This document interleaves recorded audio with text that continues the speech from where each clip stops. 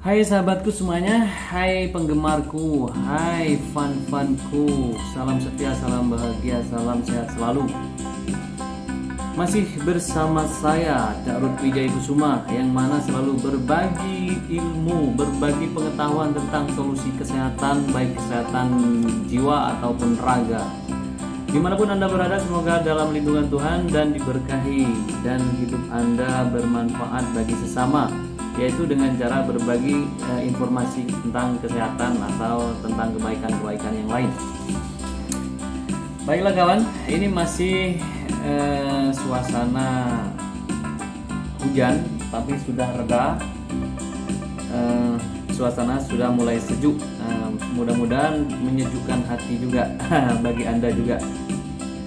Di kesempatan ini, Cak Ruth Wijaya Kusuma akan memberikan suatu ulasan lagi, masih berkisar di areal masalah kejiwaan. Karena banyak sekali yang bertanya tentang kejiwaan. Kejiwaan atau gangguan-gangguan mental yang pada umumnya mereka sudah mengalami, cuma tidak tahu apa itu, termasuk penyakit atau bukan. Yang jelas di dunia ini ada dua macam penyakit. Satu penyakit kejiwaan secara umum ya,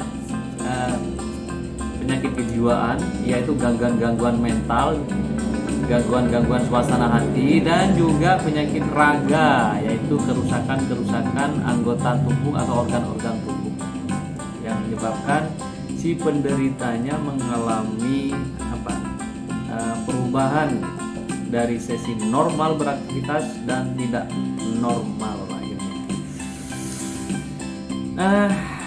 Untuk saat ini Cak Ruth akan mengulas masalah penyakit mental lagi, yaitu sering di informasinya itu di bahasa medisnya adalah OCD.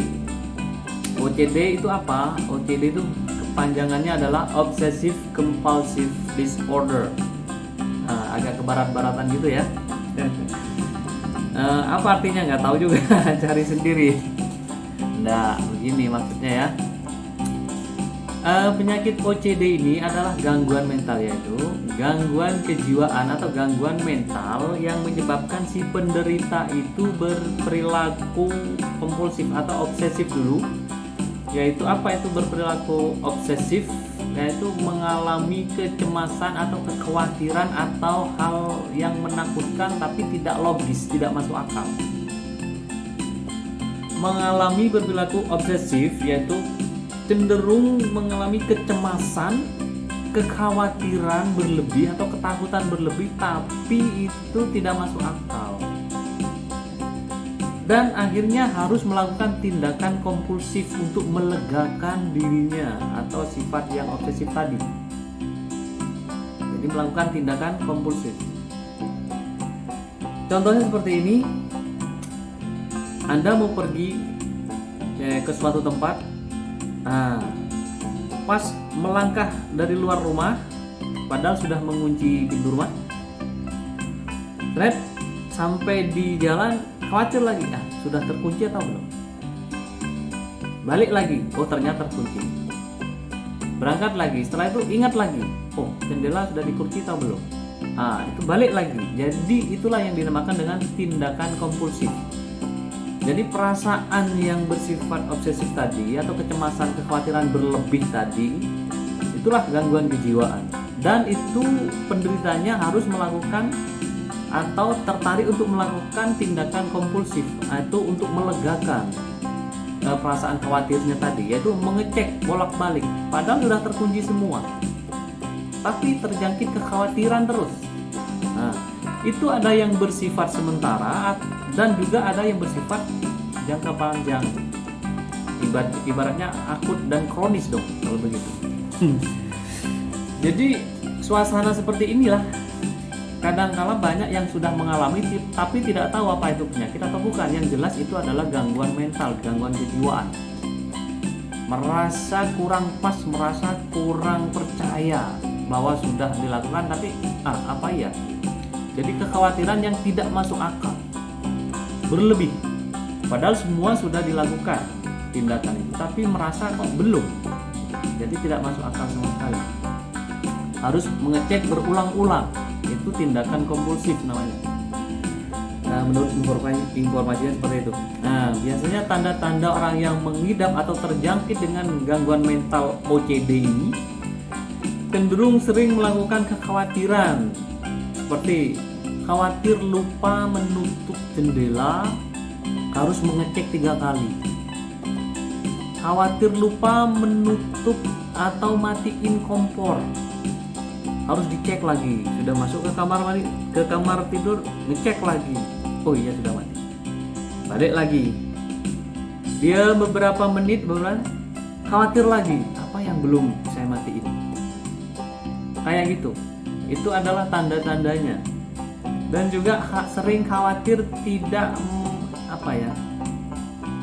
tidak menyiram, misalnya habis ke BAB di toilet, khawatir belum disiram kayaknya nih. Pergi lagi ke toilet atau WC, dilihat sudah bersih. Nyampe lagi di tempat atau di ruang tamu, diam sebentar, teringat lagi sudah bersih belum tuh WC tadi. Nah, jadi bolak-balik dicek.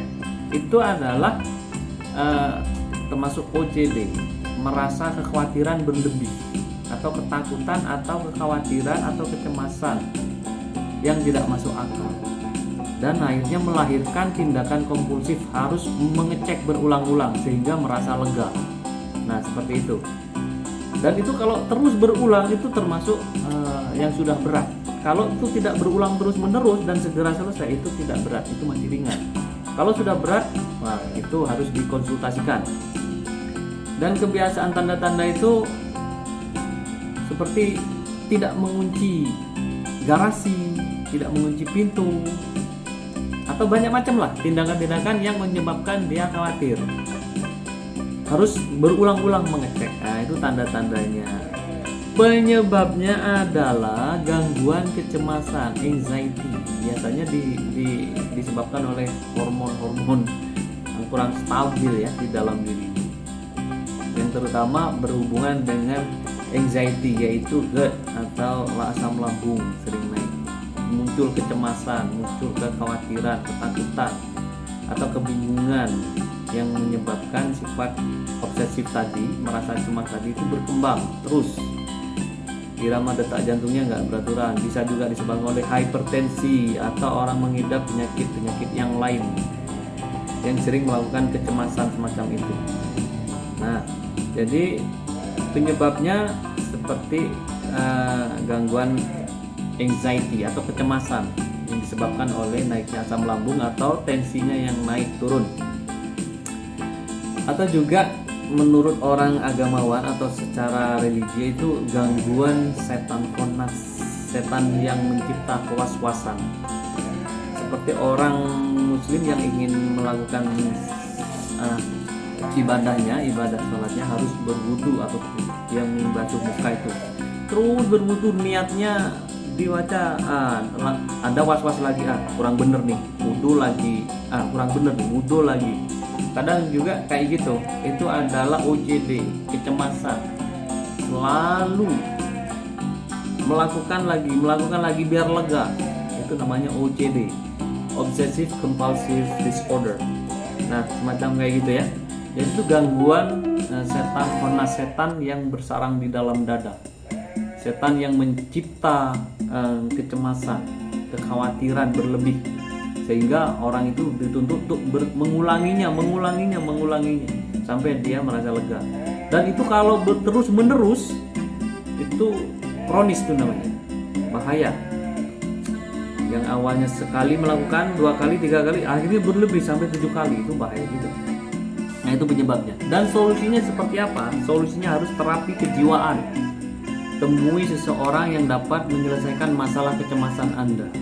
Obati segala keluhan yang bermasalah dengan lambung, hipertensi, dan penyakit-penyakit yang lainnya dulu. Setelah itu kejiwaan Anda juga harus diterapi. Pergi kepada seseorang, entah rohaniawan atau spiritualis atau psikologis atau siapapun yang dapat bisa meredakan pikiran was-was Anda.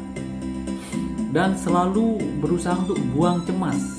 Buang itu semuanya, harus percaya, harus yakin dan positif dalam pikirannya, dan selalu pede, percaya diri untuk melakukan sesuatu dan tidak untuk mengulanginya, harus mantap sekali melakukan sudah mantap, tidak usah khawatir, tidak usah menerima bisikan-bisikan meragukan dari setan khannas tadi.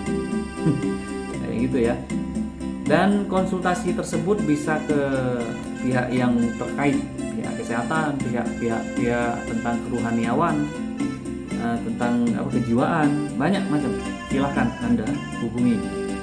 Bila Anda dekat dan bila Anda tidak tahu, tanya kepada sesama yang tahu. Dan juga terakhir itu belajar ridho, belajar untuk ridho, lepas, rela bahwa segala sesuatu sudah dijaga oleh Tuhan dengan keyakinan yang sangat kuat, kemantapan, keimanan, keyakinan, kepercayaan sangat kuat banget, sehingga tidak timbul lagi keraguan-keraguan, tidak lagi mengikuti bisikan-bisikan khannas, setan-setan yang bersembunyi di dalam dada itu tadi. Itu menurut di dalam kitab sucinya seperti itu. Nah, jadi orang yang sudah terjangkit setan khannas selalu menerima bisikan, keraguan, seolah-olah wah itu kurang baik, dilakukan lagi, kurang baik, terus akan bertambah itu tiap hari. Itu namanya terjangkit penyakit OCD, obsessive compulsive. Jadi mengalami keraguan, harus melakukan tindakan kompulsif, yaitu mengulang sehingga mendapat kelegaan. Nah, saya kira cukup sekian penjelasan tentang OCD. Semoga ini bermanfaat. Bila ini bermanfaat, silahkan Anda share kepada teman saudara dan orang lain yang membutuhkan, agar sama-sama mendapat hikmah atau mendapat kesembuhan bila mereka mengalaminya. Salam sehat, salam bunga selalu. Sampai jumpa lagi dengan video selanjutnya.